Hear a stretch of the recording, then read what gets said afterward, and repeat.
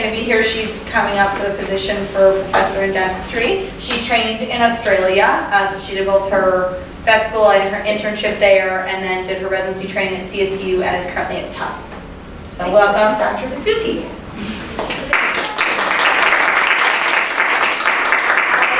Specifically told Dr. Goldsmith not to go into detail because I have a couple of slides for my introduction. So I need some time for the presentation.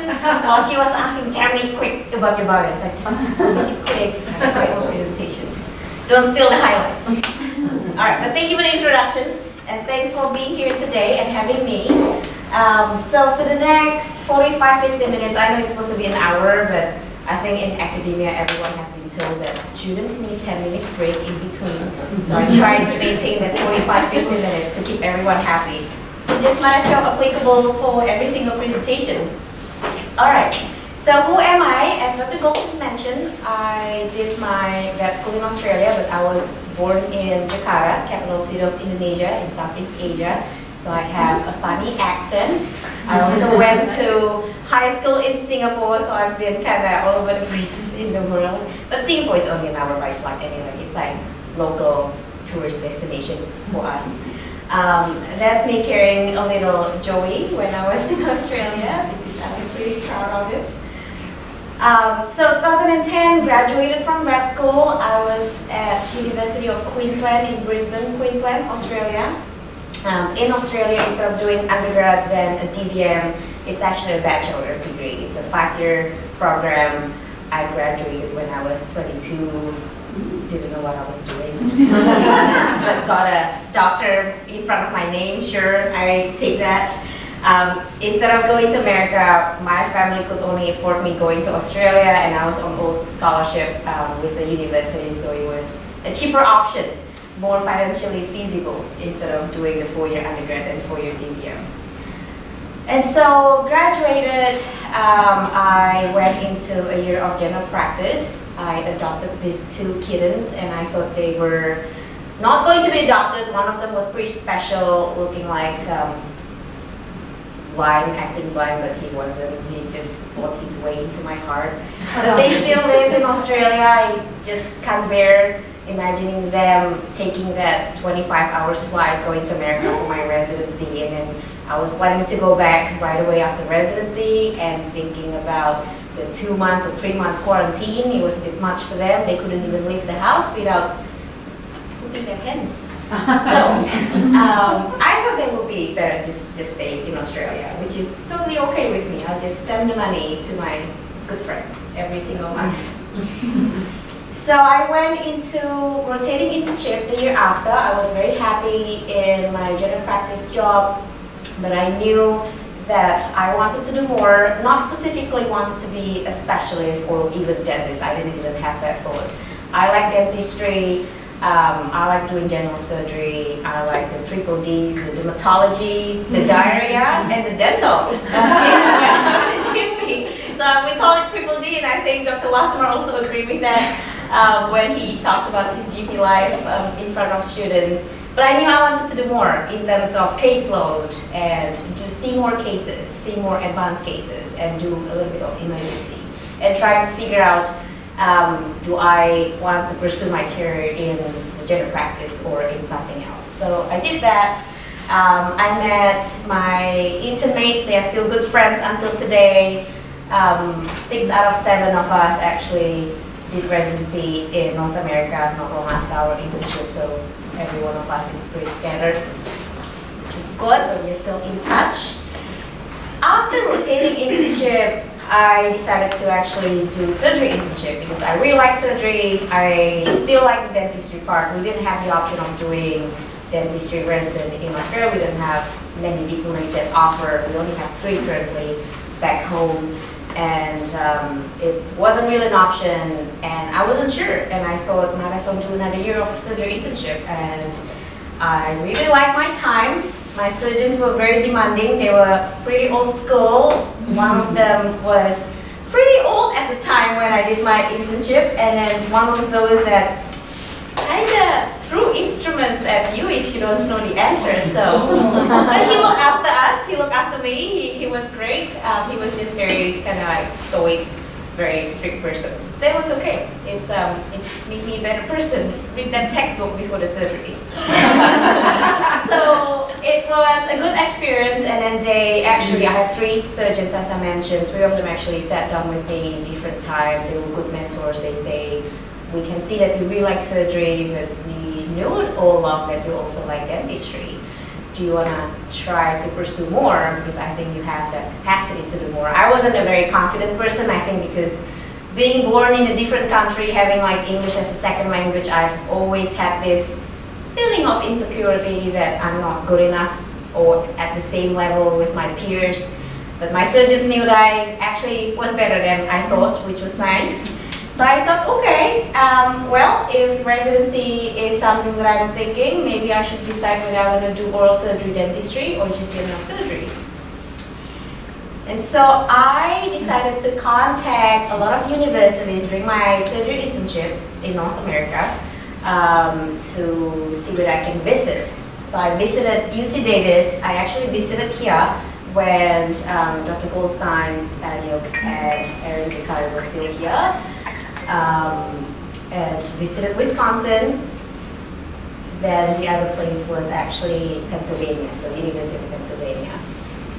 I really liked it. One thing that was funny, so I emailed different places, obviously emailed these places whether I can visit, and they replied, I guess it's just not meant to be to visit all the places in America because it's all scattered different places, but also the surgery people didn't reply, so I didn't get to visit any of the surgery service. Maybe there was just not the pathway for me. Maybe wrong time of the year too. I was visiting during the Thanksgiving week, so everyone was probably going away.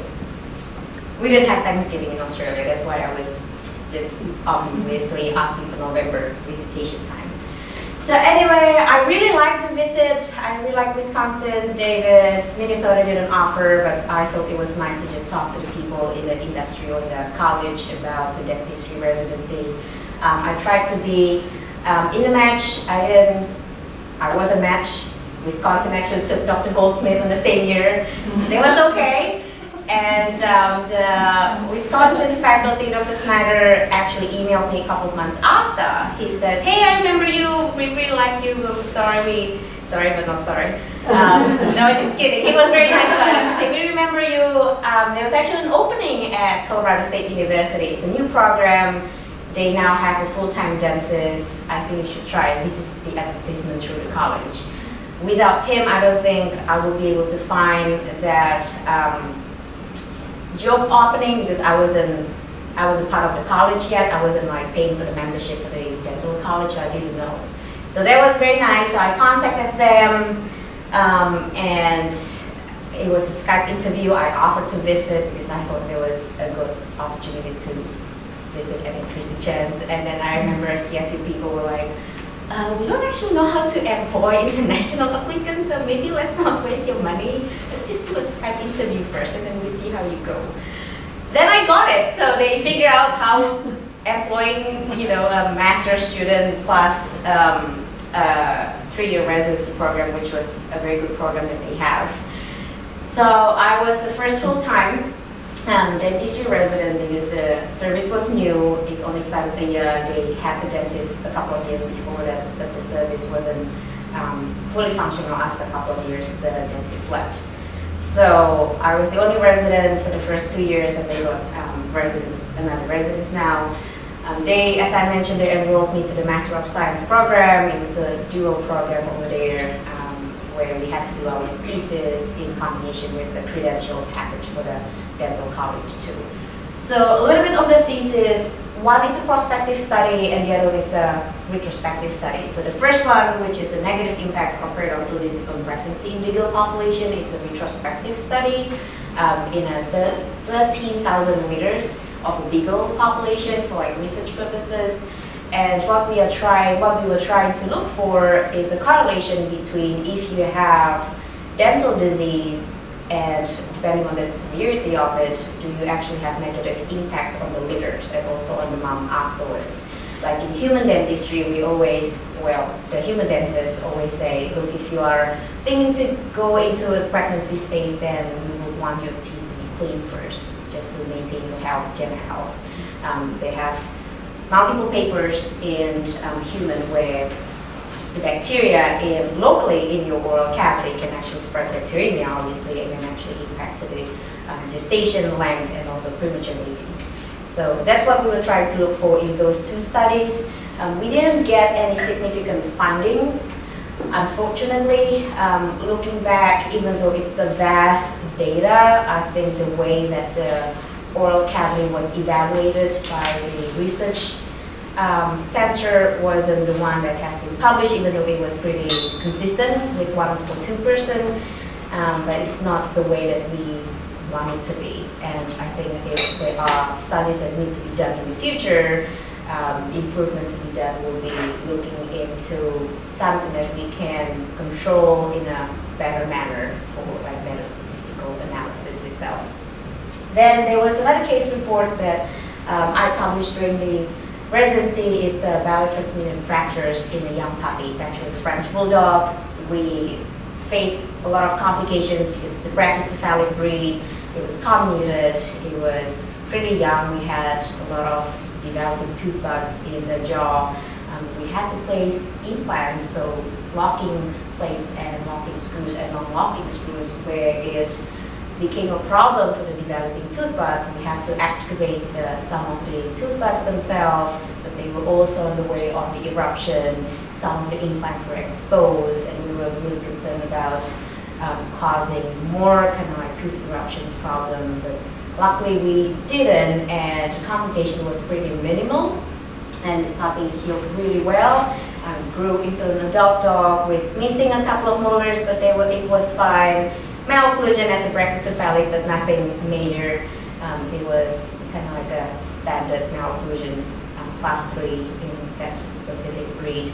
But there was pretty long case report with long follow-up that we did throughout the residency. Okay. Oh, and there was actually Dr. Latimer and Gina and Bobby and Charlie. They took me out for dinner on my last day of my residency, which was very nice. Every now and then we hang out and then ate chicken wings in the school in Midwest. It's hard to find chicken wings in Boston, actually. It's kind of different. I just realized that it's a different kind of cuisine on different states. It's just a little trivia, but which probably everyone knows except me. So currently I work for Tufts Vets. It's actually under the same umbrella of Tufts Coming School. It's a satellite hospital. It's a private practice model. It's about 45 minutes away from Grafton, where the teaching hospital is located. It's a fully functional referral hospital. We act again like a private practice, where we take students as an elective rotation, but they shadow us. They don't actually run the service. We run the service, and they follow us around, and they assist and they help. Which sometimes that's when I really miss being in an academia setting. It's nice to be in a hybrid situation, but having that ability to teach and then having the time to do sit-down rounds on at least daily or every second day basis, it's kind of hard for us because we just have to keep going, and we will do it, let's say, during lunchtime, and everything will be super in rush. So it's nice to be thinking going into the academia again, if possible. But where I am right now, I am allowed to do didactic lectures outside the hours of my clinical hours, but purely as a separate appointment. So I only work 4 days a week, completely Friday off, and then if I do lectures, it has to be on Friday, and I'm given 4 hours lectures in fall. I also help with the dentistry lab. They recently had that program starting this year, where multiple dentists in the area actually invited to help run the dentistry lab in a week. So the whole class get it within a week. Different day has different components to it. It's really hard to be involved in a whole week because, again, I don't have that off-clinic luxury to do the teaching component. I'm only allowed to do it on the day off, which is on Friday. So that's where I am right now. Now we're gonna go to the serious stuff. All right, so today we are going to talk about how we save our canine teeth in a dog. So it's a maxillary canines. Sometimes some people really think that all we do is just extract the teeth, but we have options of saving them depending on the disease that we're dealing with. So it's a periodontal surgery, which means we are doing gum flap or periodontal flap to save the affected canine teeth from the periodontal disease themselves. So Mario is a 4-year-old male castrated basset hound, recently adopted by a DVM. So he's a lucky dog. He was a show dog but retired. Nothing bad about him. I think he's just retired from his career.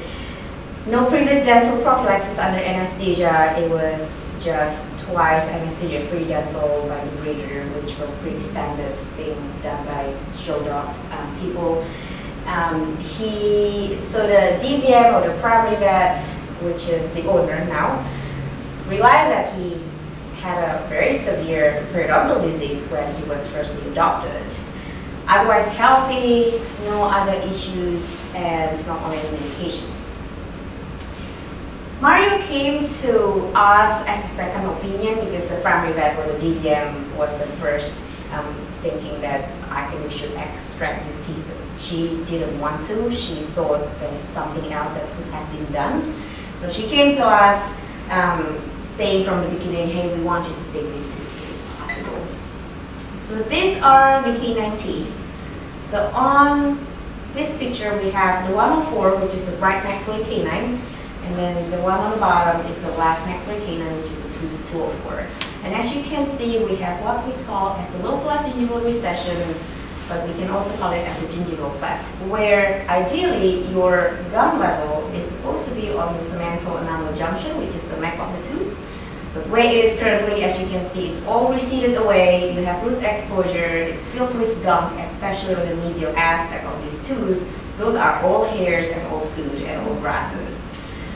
Otherwise, the tooth itself is not mobile, and then it doesn't have any other pockets surrounding the palatal aspect or the inner aspect, so it's just the buccal aspect or the outside layer. The rest of the teeth look pretty decent, some calculus, some gingivitis, a little bit of recession here and there, but this is the most severe localized area that they want us to save.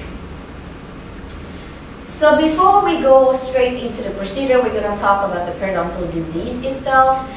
To define it properly in front of students or clients, I normally say it's inflammation and destruction of the periodontium, which means it's actually the structures that support the tooth. So it's not the tooth itself, but it's the structures that support the tooth. It consists of the gum tissue, which is the gingiva, the ligament or the periodontal ligament that holds onto the tooth to the alveolar bone or the socket, and attach the cementum, which is the tooth covering surface on the root structure. And the start of periodontal disease is not the calculus, so the mineralized substance that you see, it's not the etiology. So it starts with the slimy, salivary protein, black proteins that turn itself or organize itself into the bacterial biofilm. And this biofilm is an organized network, as we all know, of the bacteria, where they become more resistant to our host immune response and also the antimicrobial. With that said, the biofilm quickly forms every 24 or even less than 24 hours, even after our toothbrushing. And therefore, for someone who, let's say a dog, who doesn't get the daily toothbrushing, they get the predisposition of periodontal disease.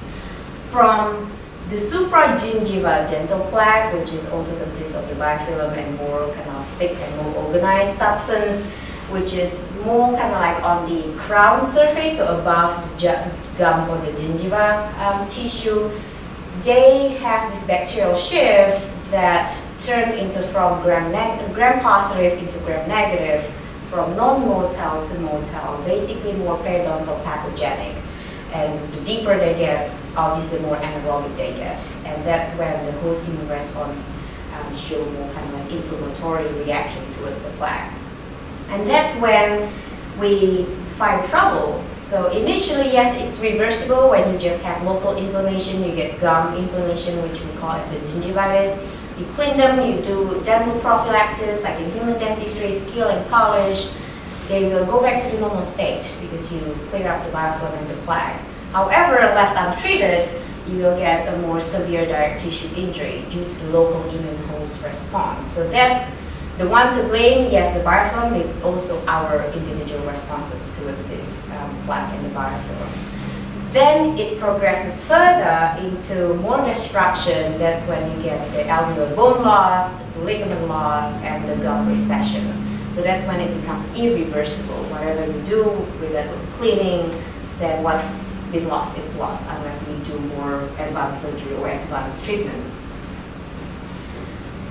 So in a short overview, yes, the biofilm is to blame from the healthy state, which is the one on the top. You can see clean teeth, healthy gum line. On the cemental enamel junction, it becomes more kind of like a yucky, with a lot of calculus, a lot of plaque, a lot of gum recession, and a lot of inflammation.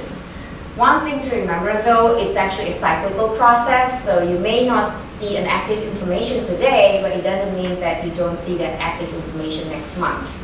And if, let's say, you see them today, it will come back again, but it will have a quiet phase. So it's quite common for clients to say, I was referred to you last week, my vet told me the gum tissue was really red and it was bleeding, I could even see that. But today it was completely fine, should I not even do anything? Then you have to explain to them it's a cyclical process, it's not an active inflammation today, but we still have to do something about it. It's a progressive disease. And how to diagnose a periodontal disease? Obviously we want to do an exercise oral exam, but before that, during our consult, we do the conscious oral exam and also talk to the client what we find. It's a good client expectation in terms of management, because we want to tell them, hey, it's going to be 20 teeth extraction or it's just going to be cleaning. And it's also important for us to teach our students when the conscious oral exam is not just a standard, you know, look into the mouth, yes, it looks dirty, let's clean. You have to do a better management for your time during your surgery day, which sometimes in general practice you may do consult in the morning, surgery in the afternoon. So you might want to mix and match your cleaning plus maybe half mouth extractions instead of having 2 full mouth extractions in a 2-hour. So that's when I always emphasize in them, do a good physical exam and also oral exam. You're going to anesthetize this patient. You want to know the overall health of this patient well-being. On top of that, you want to give your client expectation, treatment option. Is it appropriate to refer? Is it appropriate for you to do surgery yourself? How long it's going to take? And how much it's going to cost. That's also important. A lot of people get really upset client-wise. A lot of people get really upset when we say it's only 5 and suddenly on the day it's actually 15. They associate themselves with the patient, like 50 teeth for human, it's a lot. And it's going to affect the bone integrity, the cosmetic, and the functionality, but it's not so much for our patients. So that conversation, that's really important before we go to the exercise oral exam. With the dental charting and probing, obviously we'll be looking into more of that capital staging, the gingivitis grades, indices, all that little boxes that we fill during our dental chart. But one thing that is also important to remember, the pocket depth in dog is measured or considered to be normal. It's 1 to 3 millimeters, in cats it's 0 to 0.5. But again, we always tell our students, don't get caught up with the pocket depth. You can have a 3 millimeters pocket depth in a German Shepherd, and that's normal, but it may not be normal in Chihuahua. The one thing that we have to remind them and also remind ourselves is the pocket depth is not equivalent to your clinical attachment loss, and the attachment loss is the one that is important for our periodontal disease staging and the treatment planning. So for example, in picture A, you have a normal pocket, and let's say all individual strip over there is just like a 3 millimeter depth. So you have a 3 millimeter in this tooth, it's healthy. Going to B, you still have a 3 millimeter, and going to C, you also have 3 millimeters pocket depth. But one thing to keep an eye on is actually your gingival recession or gum receding away from where it's supposed to be. So that's the cemental enamel junction, and that's still your enamel junction, but then you have a little bit of recession, but you still have the same amount of pocket. It's even worse over here, where your recession is 3 millimeters, so the cemental enamel junction to your gingival margin, and the pocket depth is 3. So basically your attachment loss is 6. It's not healthy anymore. So we always remind our students, don't get caught up with that pocket depth. You also have to remember of the health of the gum level, where it is located, the recession level, and also the attachment loss itself. So we talked a little bit of that on the previous slide, but that's just the overview of the diagram where that's a healthy tooth, and that's where your gum or your bone is receding away. Sure, you can have a 6 millimeter of pocket, but that's actually your attachment loss now. You don't have bone supporting the tooth structure. And again, on top of the dental charting, we also do full mouth radiographs for most of our patients, and that's the one that is also important for our staging. So we use the percentage of attachment loss or the bone loss based on the dental radiographs. And PD staging or periodontal disease staging comes from 1 to 4. 0 is healthy, 1 is just the gingivitis, so no bone loss. And 2 is less than 25% bone loss, measured from the segmental enamel junction to the tooth root apex. 3 is 25 to 50% bone loss, and more than 50 is the stage 4. And the staging itself helps you for your treatment planning. That's why it's important to do this first before doing anything else. Sure, you can do cleaning for the whole mouth, but don't do extractions without knowing what you're getting to. There are 2 different types of bone loss, and that also helps us in determining which type of periodontal surgery or flap that we can do for them. So quickly, the stage 1 is just cleaning basically because it's just gum inflammation. We do oral home care discussion at the end of the procedure or during the discharge. Stage 2 is when you can start thinking about doing a root debridement or root planning. Close meaning you don't have to do surgical, so just curettage. Again, oral home care is important. And stage 3, this is the one that we're going to talk about for Mario, our patient, where yes, you can extract them because you start having a 25-50% to 50% bone loss, but you can also have option doing bone augmentation on top of the periodontal surgery or flap. The one thing important about this option though, this is when you want to start thinking about talking to your client. Are you willing to come back for the follow-up under anesthesia for recheck? It's going to take multiple follow-ups. Are you willing to do the maintenance, which is the oral home care? The toothbrushing is important. We do the easy part, we do the surgery, we discharge them, but the maintenance is a big homework for them. So that's managing the expectation for our clients. The stage 4, we normally kind of give up, say, let's just extract these teeth. As you can see, all these teeth just floating in the middle of nowhere. They are pretty mobile. In human, apparently, they like it to have a frication exposure like this, where they encourage you to do water pick and then also the brushing with the triangle toothbrush. Right? We don't really expect that with our clients. It's hard enough with the daily easy toothbrushing. So let's just do extraction in this scenario. Alright, so back to Mario. I know it was a long introductory of an overview periodontal disease, but it's important for this case.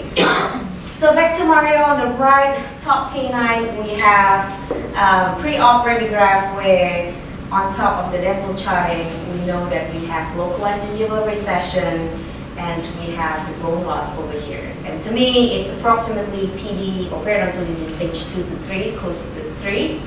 And before doing the anesthesia oral exam, we talk about, hey, we can do this kind of stuff. Are you willing to do the management or the maintenance? And they say yes. So on the left side, it's slightly worse. You can see a bigger defect, more root exposures. I didn't promise much with the client in terms of prognosis due to the deep pocket, but they say give it a go. The worst thing that can happen, we'll just extract the tooth down the track. So at least we know what we're dealing with and they know what to expect. So classification, we are using human Miller's classification, where it's just depending on how far down the gingival cleft or recession extending to the mucogingival junction, so the junction between the buccal the oral mucosa with the gingiva or the gum tissue itself. So out of 4, the worst is obviously the 4 where the tooth has complete exposure between the next tooth adjacent to it, and root coverage, if you're doing periodontal surgery, it may not be expected. Prognosis is pretty poor. While the first one is purely just the gum tissue, so we still have hope. And Mario, even though it looks pretty severe, it's still between the class 1 and class 2. It's not extending to the mucogingival junction. So we told the owner, we can still do this, even though it's pretty severe, we'll do our best. And so the procedure itself, the whole point of doing the surgery, we are trying to cover the root surface. I just dropped something. It's okay. Let's just leave it there.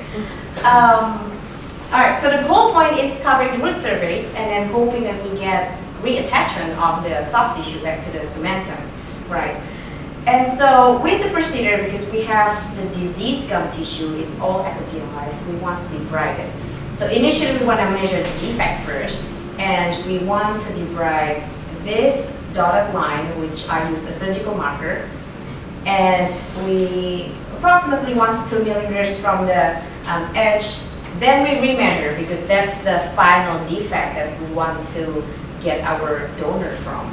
And the donor is coming from the adjacent teeth or adjacent area, whether it's from the rostral or mesial aspect, so in front of it or behind it. So we have to have healthy gum tissues, obviously, as partners. And at least you want to get 1.5 to twice the length of the defect, because you don't want to close under tension, otherwise they will dehisce completely, and it's not going to be a healthy, viable donor for us. And so what we are trying to do in this right side, the dotted line, it's probably a bit hard to see this pigmented gum tissue, but it all continues all the way to the incisors area, twice the length of the original defect. And we want to make sure that we are not compromising the gum or the periodontal health of the donors, because we want to keep the gingival sulcus healthy. So we measure where it stops and then we will cut above it. So the tooth is unaffected, it's purely just the healthy gum above that. Then we will slide it. That's why the surgery is called sliding flap, because we practically slide from rostral or mesial or from the caudal to the area of interest. So that's the diagram from a textbook in oral and maxillofacial surgery in dogs and cats, where, for example, if you harvest it from here, obviously you're going to cut that portion first. Then in the cadaver, you are going to harvest, release the periosteal attachment. You can do a partial incision over here, then you slide it over and it's going to look like that. So complete wound coverage, and then you put sutures over here, and then also you cover the exposed area. If you do a partial incision, then the partially exposed area can be left denuded. But if it's completely exposed, the bone needs to be covered, so it needs to be closed, not under tension, for complete healing. The healing process, I'm not expecting the bone will magically grow and cover and be a healthy tooth again, but what we are hoping for, after being covered, and obviously we want to debride, I forgot to mention we're going to debride the diseased tooth root structure. We are hoping the clot will form and organize itself, become a fibrin, and we will have connective tissue reattachment, and also junctional epithelium attachment, which is a specialized epithelial attachment to a tooth where they migrate apically or towards the root structure to get that sulcus formation again. In saying that, the connective tissue and epithelial attachment actually comes at the same time. We don't want to get more of the epithelial attachment and becomes kind of like a long week of junctional epithelium, but that's not something we can prevent, especially in this case where the defect is so large. We may get a weakening of the attachment. We may have to do frequent cleaning, and oral home care is very important. But what we are hoping for, it's not bone magically reappear in that area. It's purely just soft tissue attachment. Now, same thing on the left side, because I was very ambitious in this case. We are trying to do a bilateral thing at the same time. We can't harvest from the same incisors. It's going to overlap. And there's actually a technique described where you can actually harvest from caudal to it or distal to it. So we measure the same way, make sure that periodontally it's not affected, it's still sound, you're not compromising the sulcus, then you slide it mesially. It's not the best picture, but instead of having the incision on the incisors, now it's on the premolars. And ignore that part, that's just a tear that I made with my instrument. That's okay, we look like a little Frankenstein, but it works. At least we manage that appropriately. Now, post-op management is very important in this scenario because we have a lot of sutures, we have the donors, we have the flap that needs to be remain vital or viable for us. So oral home care is important, but we are not allowed to do toothbrushing because we have sutures, we want them to heal. Therefore, we encourage the owner to do flushing with 0.12% chlorhexidine, or even saline, or even water. You can see how desperate I am trying to encourage them. Anything will do, just flush it. Don't get any food into that area. Don't do toothbrushing until you see us back. And it's painful because we open up the bone, we open up the flap, we want to do appropriate pain management. For this, I think non-steroidal anti-inflammatory is appropriate. Yes, we can do plus minus gabapentin as an adjunct management, but I don't think it's something that requires fentanyl patch that I usually place for fumab extraction. It doesn't even require post-op overnight care or anything like that. Oral antibiotics, so there have been a lot of controversial topic in terms of dispensing systemic antibiotic in dentistry or after dental procedure. I think it's appropriate in this case because we are exposing healthy bone, we are playing with healthy flap. The last thing we want to do, try to be conservative about the world's oral antimicrobial resistant, but our flap actually get infected from inadequate flushing and also from our surgery exposure too. Soft it for 2 weeks and we get the owner to come back and see us again in 2 weeks for conscious oral exam. However, 7 days after the surgery, the client called us. I was away, so the ER actually called me and said, Mario's owner called and she said a new pet sitter came to the house and gave Mario a big rawhide because they feel sorry for him. So he chewed on it happily, and then the ER said, it seemed fine, but I didn't know what it looked like before. And I said, get the owner to come back when I'm back. And then it was partially dehisced on the mesial aspect, so where the yellow circle is located, some of the sutures starts to be unraveling, and I could see the gingival recession again, and then the root exposures. It was kind of tough for the owner to accept that. She was being really nice about it, and she still wants us to save the canine. She said, look, I think we should just see how it goes in the next couple of weeks, couple of months. I couldn't promise anything to her, and she said, it's fine. We'll come back as planned, do the x-ray again, and then see whether it's salvageable. And then she totally understood where, if let's say it needs to be extracted, we will, or she was fine even with a gingival recession. The tooth is still vital and it's still fine. However, the owner has been sick, and I was supposed to see her last week. I was hoping that she will come back last week, so I'm going to take a picture. I think I told Dr. Goldsmith my case presentation is going to be very lame because I don't have the post-op picture to take. Owner just didn't want to come in. She was unwell, and then family member was unwell. It was hard, but she's coming back next month. So unfortunately, I don't have the post-op, 3 months post-op picture to you guys. I wouldn't say it's failed follow-up. I think she had a legit reason for this one, but it's something that we every now and then face with our clients, right? Life gets into us sometimes. Conclusions for this presentation or for this particular case: not all diseased teeth need to be extracted, obviously. There are several ways to save them appropriately, depending on, again, client communication, expectation, financial part of it, and also our ability to save teeth. Periodontal surgery-wise, yes, we can do the flap, bone augmentation, but the most important thing is whether the owner is able to do oral bone care, and the biggest homework for us, which is the maintenance of the toothbrushing, come back pretty regularly for the cleaning under anesthesia, and we're checking the x-ray.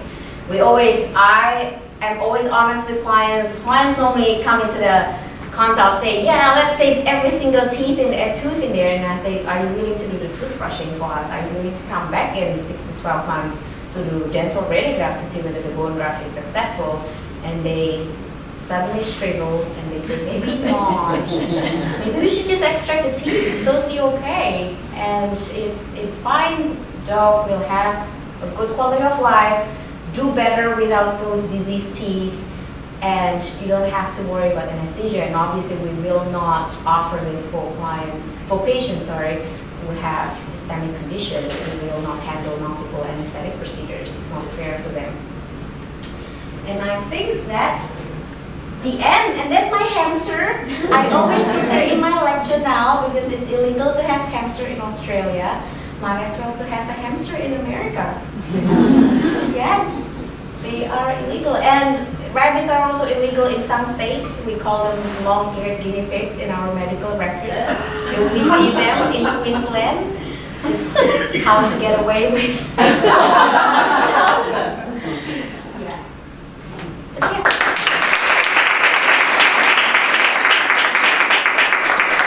Oh, I do want to say something and brag about this. So it's about the hamster, not about the mouth. So a month after I bought her from Petco, I'm sorry that I say that, it was an impulsive 15-year-old kind of decision on the spot. She actually had rectal prolapse at 2 a.m. on Saturday, and I had no exotic service at where I work, but there was one in Grafton. I could definitely see like necrotic rectum bleeding and also died in front of me, and she was trying to chew on it. So I rushed her to work, and the ER vet didn't know what to do. I didn't know what to do. So I called my friend who does exotic in Australia because it's 12 hours difference. It's 2 p.m. on Sunday. And he said, hi, I haven't talked to you for like 7 years since vet school. What's up? And I said, you gotta help me. I have a hamster. And then he said, you know, hamster is illegal in Australia. And I said, yes, how about if you just help me thinking this like a guinea pig? Sure, let me give you the dose. Let's do the surgery. And then so I did the surgery myself, anesthetized the hamster with just a little, I cut my surgical glove, put on the T-piece, and then make a little hole, make a little mask, and then put the rectal prolapse bag, put a purse string suture. I felt like I was being a real vet on that day. Doing something that we are not comfortable doing. So that's what we are. It's still within us. So that's it. She's still alive.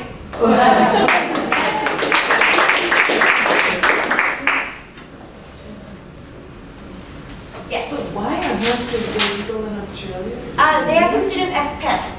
So rabbits actually damage our crops and agriculture, and then hamsters, they are scared that they will be a competition to our wildlife for food, and they also breed tremendously fast. And our Australian wildlife, they are not the smartest. We have to protect them every single day. They are also declining in numbers. They can't reproduce themselves, and all these introduced species just outnumber them. Yes. Uh-oh. If the dehiscence does result in another cleft in the mesial aspect and there's not enough gingiva left to harvest, what's your plan if she does want to cover the denuded root? You know, to be honest, I think depending on the health of that gingiva, I mentioned to her we might be able to do another sliding flap, whether it's actually from, if let's say it's the side that I harvested from the front of it or mesial, I might have it from the caudal aspect. I still have the premolars to harvest. But otherwise, depending on the severity of gingival recession, sometimes it's okay to live with some amount of gingival recession. I don't think I will be, honestly, I don't think I will be comfortable and also up to the plan of doing like a gingival harvest from the palpable tissue and then make like a graft for that spot, knowing that as much as the owner is sounds very dedicated, but I think she has a lot of medical issues too, and I also have to consider that into my decision making. Yes, she will definitely say yes, but I don't think it's going to work for that case.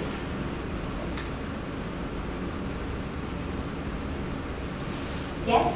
So I think it's always a challenge to determine if a client will be able to do home care. Have you developed any kind of like questions to ask or way you get inside someone's Yeah. head as far as, Yeah. well, you know, whether or not they will actually perform, because I've had people say, yes, for sure, yes, and then I ask them again, you know, like half an hour later, and then they've talked amongst themselves and realized Yes. they can't do it. Definitely.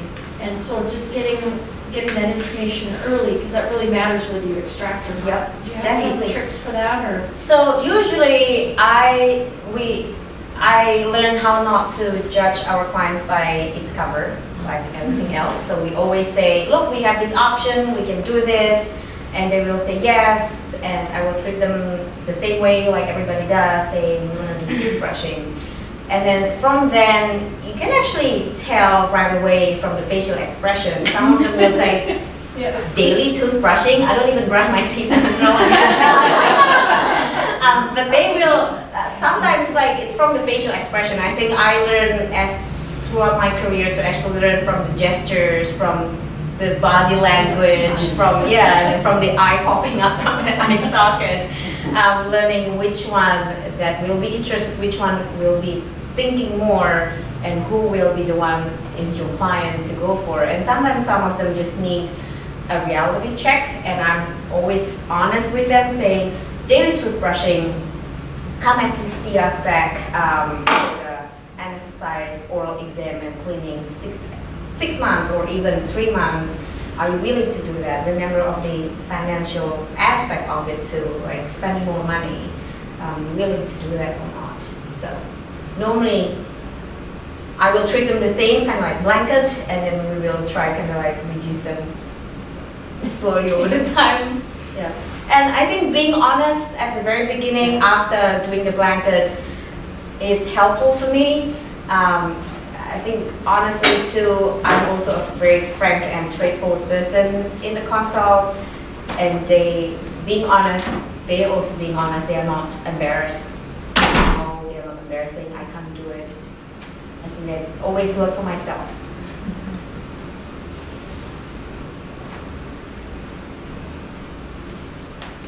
Other questions? Yes. I'm just curious about your pilot study Yes. on the inflammatory cytokines. Yes.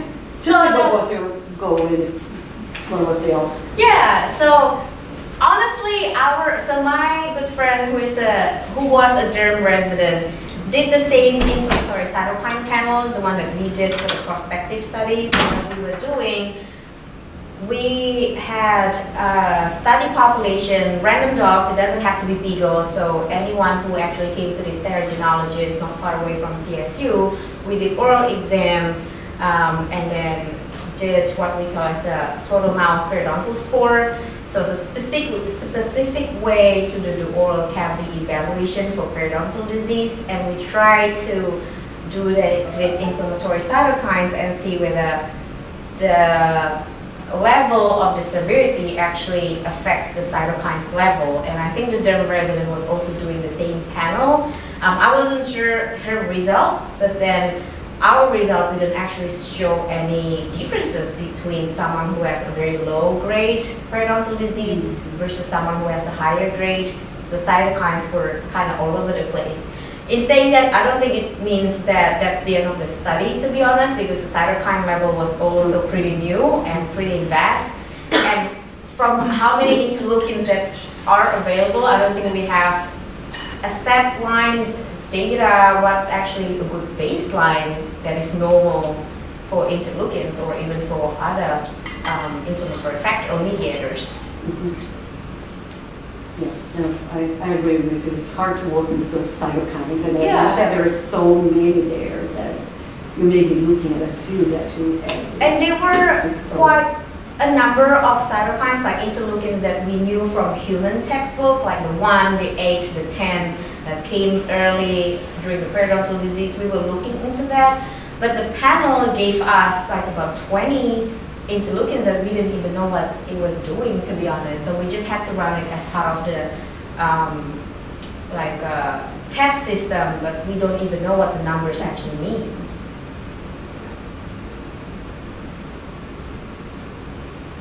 Thank you, Dr. Basuki, for speaking.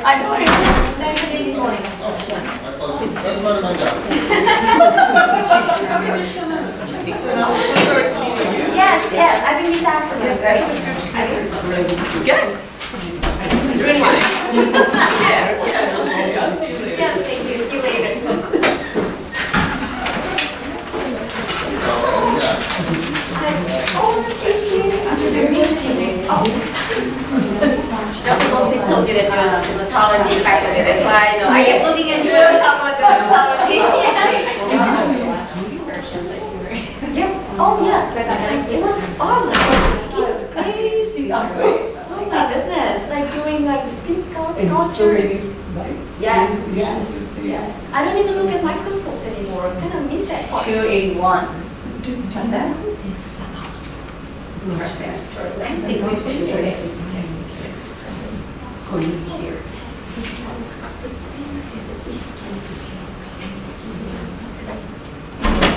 It's not early. It's not early. You should see me dermoids. We see dermoids. They had teeth. Oh, yeah. Oh, yeah. It's Because it's all the same it's so- population. Yes, but we have to start early. I was going to say that I was going to. They do in primary care. Yeah. Primary care. I have clients that tell me, I said, oh, gee, this, I remember posting, I know what's cabin. Come here, look at this teeth. Beautiful. I think it's the only beautiful teeth I saw, but I saw it. Well, my career. And the ones that started very early, the dog would come to Oh, Yeah. that's nice. toothbrush. Oh, yeah, you can get really committed owners. Yes, but early. Yeah, you have to start early, because like we have an owner that it was like this case, like we had to extract almost all the teeth, they're so bad, and we saved 7, and now she was peeved, because she was like really committed, we did bone grafts on those 7 teeth, it becomes every 4 months religiously for a cleaning, and like she would have been doing that from younger if anyone counseled her correctly. Yeah, exactly. Mhm. I think that's a good point. And it was interesting, usually when I get a dog that looks like that, I sink because if I know they've had veterinary care. But it's a difference between someone who's had a dog for years and they just choose not to do periodic treatment and things like that.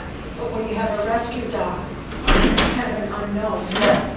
Because I realize when you said it, because I think I do that too, where people say, oh, every day? Yeah.